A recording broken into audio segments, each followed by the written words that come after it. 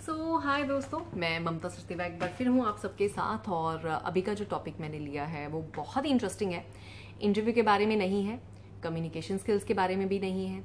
ये है real answers to those questions जो आप हमेशा मुझसे पूछते रहते हैं। इससे पहले भी एक बहुत फनी क्वेश्चन आया था और मैं बहुत हंसी थी उसके ऊपर। वो क्वेश्चन था कि क्या कैबिन क्रू फ्लाइट में वॉमिट क्लीन करते हैं, तो मैंने उसका आंसर ऑलरेडी दे दिया है। और आज का जो क्वेश्चन है ये भी बहुत वियर्ड है और किसी ने अपने कमेंट्स में ही मेरी यूट्यूब वीडियो के नीचे ये डाला है, तो आई डोंट नो जिसने भी ये डाला है वो ज़रूर इसको सुन के हंसने वाले हैं। तो वो ये क्वेश्चन है कि क्या मैडम कैबिन क्रू फ्लाइट में बेबीज़ को डिलीवर करवाते हैं। आप अभी हंस रहे होंगे ये क्वेश्चन को सुन के, पर जी हाँ, ये क्वेश्चन मुझे किसी ने पूछा है और मैं रेडी हूँ इसका आंसर देने के लिए, क्योंकि इसमें कोई शर्म की बात नहीं है। ये हमारी जॉब का हिस्सा है और इसका आंसर भी है कि जी हाँ, हमें फर्स्ट एड ट्रेनिंग दी जाती है फ्लाइट के लिए। उस ट्रेनिंग में हमें जो बेसिक्स हैं, सिर दर्द हो गया, अगर किसी को ज़ुकाम है, नाक बह रहा है, पेट में दर्द है, गैस है, जो भी बेसिक बीमारियां आप सोच सकते हैं, उन सब के बारे में तो हमें ट्रेन किया ही जाता है।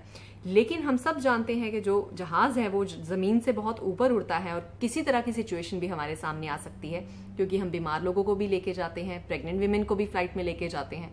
तो नेचुरली अगर प्रेग्नेंट वीमेन फ्लाइट में हैं तो कभी टाइम से पहले उनकी डिलीवरी हो सकती है।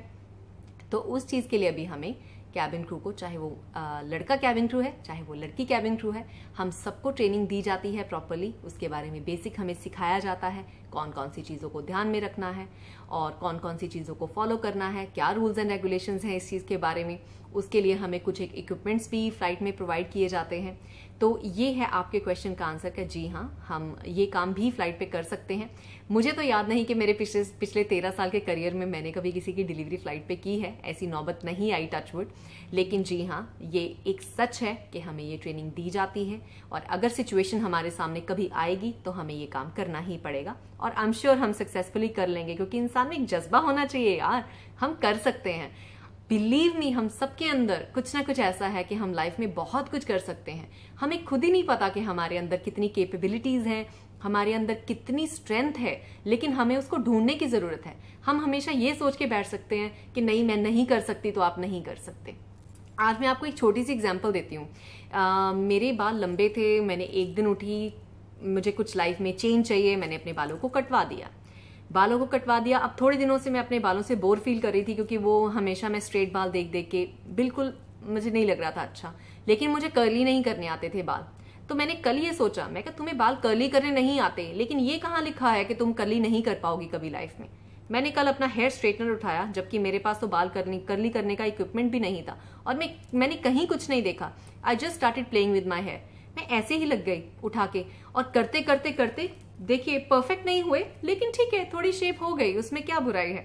तो मुझे भी ये लगता है कि हम सब लाइफ में सब कुछ कर सकते हैं, लेकिन हमें वो सब कुछ ढूंढने की अपने अंदर जरूरत है।